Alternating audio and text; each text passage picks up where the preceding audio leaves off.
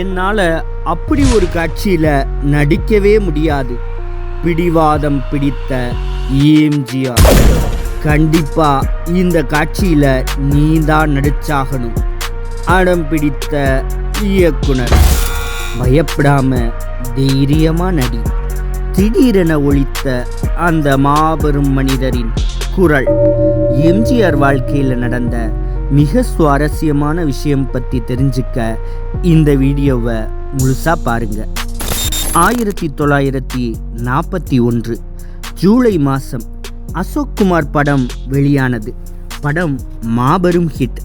படத்தின் லீட் ரோலில் நடித்தவர் அன்றைய தமிழ் திரையுலக சூப்பர் ஸ்டார் தியாகராஜ பாகவதர்.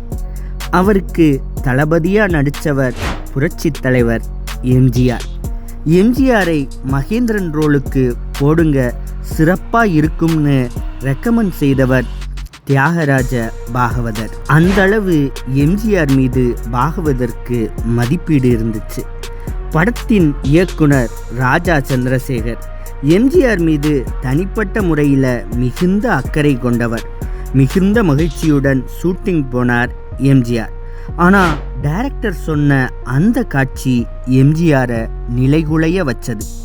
வேண்டாம் சார், இந்த காட்சியில் என்னால் நடிக்க முடியாது, வெளிப்படையாகவே சொன்னார் எம்ஜிஆர். அதெப்படி, நீங்கள் தான் நடிச்சாகணும்.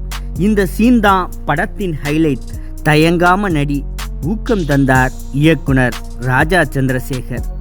இரும்பு ஊசியால் பாகவதரின் கண்களை குத்தி எம்ஜிஆர் குருடாக்குவது போன்ற காட்சிதான் அது. இரும்பு ஊசிகள் வரவழைக்கப்பட்டு எம்ஜிஆர் கைகளில் தரப்பட்டது. ஆக்ஷன் சொன்னார் இயக்குனர். எம்ஜிஆரால் நகரக்கூட முடியலை. அப்படியே சிலை மாதிரி நின்றுட்டார்.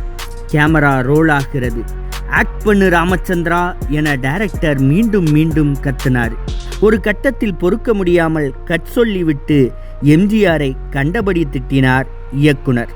கலங்கிய கண்களுடன் எம்ஜிஆர் நிற்க பாகவதர் மெதுவாக எம்ஜிஆர் அருகே வந்தார். என்னாச்சு ராமச்சந்திரா,